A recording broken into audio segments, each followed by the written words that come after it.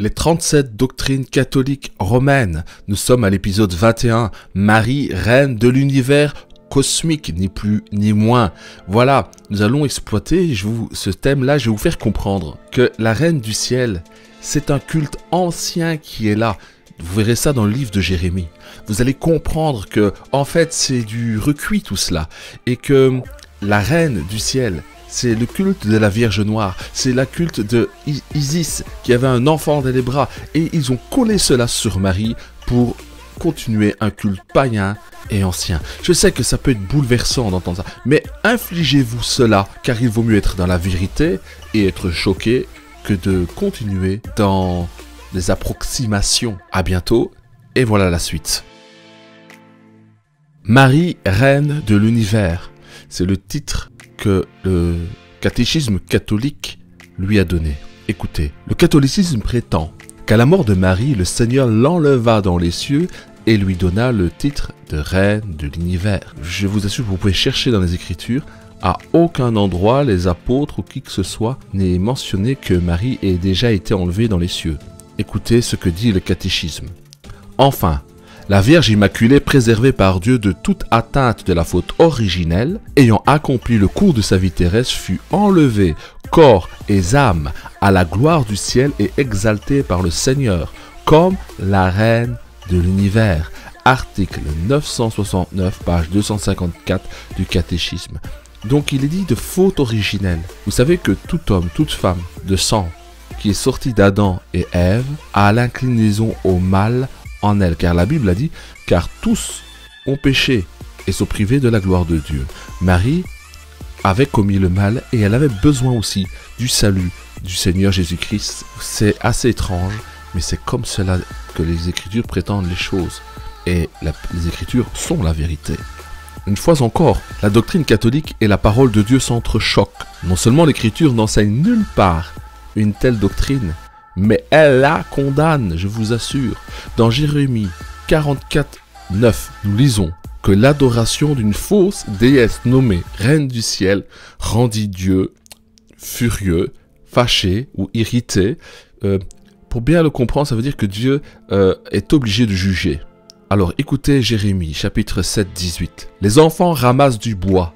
Les pères allument le feu et les femmes pétrissent la pâte pour préparer des gâteaux à la reine du ciel et pour faire des libations à d'autres dieux afin de mériter. Jérémie 7, 18. Donc quand tu commences à offrir de l'encens à cette reine du ciel, le jugement de Dieu, le rejet de Dieu n'est pas loin pour cette personne ou ce groupe de personnes. Donc le culte de la reine du ciel n'est pas quelque chose qui est nouveau. Je vous ai montré dans la vidéo numéro 16 qu'en fait le culte de la Vierge Mère est un culte ancien. Le culte de la Vierge Mère, c'est aussi le culte de la Reine du Ciel ou le culte de la Vierge Noire. C'est un ancien culte qui est là et les dirigeants du catholicisme ont fait coïncider le culte de la Reine du Ciel et ils y ont mis la figure de Marie pour continuer un culte ancien. Pourquoi le peuple rendait-il un culte à une fausse déesse nommée Reine du Ciel?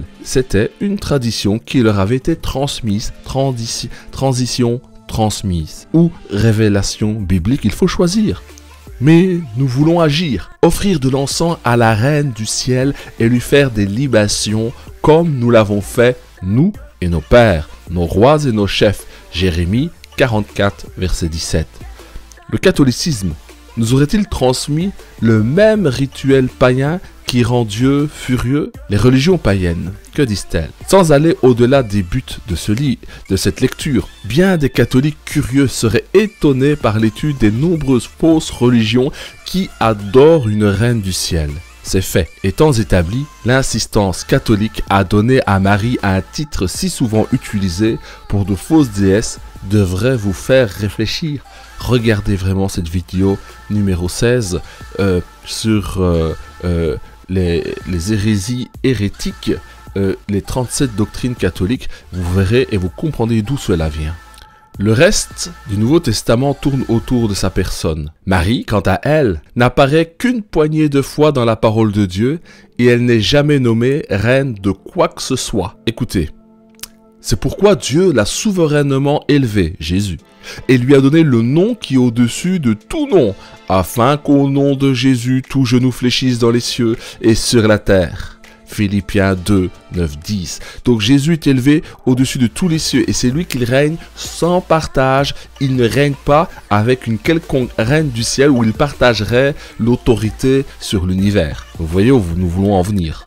L'agneau qui a été immolé, donc Jésus, est digne de recevoir puissance, la richesse, la sagesse, la force, l'honneur et la gloire et la louange. Apocalypse chapitre 5 verset 12. Oui, on parle bien de Jésus. Mais pourquoi Marie n'est-elle pas citée lorsque l'on donne dans ce verset d'Apocalypse, dans ce passage d'Apocalypse, les honneurs de Jésus? Si la reine du ciel devait être intronisée ou glorifiée, la Bible l'aurait fait, mais nous ne voyons cela nulle part. Donc qui doit recevoir la gloire? Dieu au travers de Jésus-Christ. En toute chose, Dieu soit glorifié par Jésus-Christ, à qui appartiennent la gloire et la puissance au siècle des siècles. Amen. 1 Pierre chapitre 4 verset 11. Dieu l'a élevé, Jésus, par sa droite comme prince et sauveur pour donner à Israël la repentance et le pardon des péchés. Acte 5, 31. Je suis certain que vous voyez poindre le même schéma au fil des chapitres que nous lisons.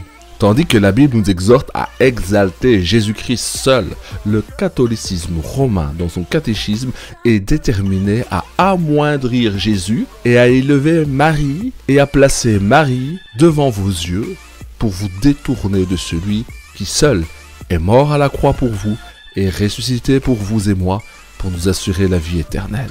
Car il n'y a de salut en aucun autre nom que celui de Jésus. Pourquoi Jésus? Celui qui a sacrifié sa vie et a souffert la torture cruelle de la croix a-t-il écarté et remplacé par une simple mortelle? Conclusion. Jésus est parfaitement Dieu dans sa nature, est parfaitement homme par son incarnation. Il est le Logos, la cause de toutes les causes, le Verbe de Dieu fait chair et il est incontournable parce que c'est lui qui a été souverainement élevé. C'est lui qui a pris les clous sur son corps, c'est lui qui est mort, c'est lui qui pardonne, c'est lui qui est l'intermédiaire entre nous et Dieu, c'est lui qui est notre avocat.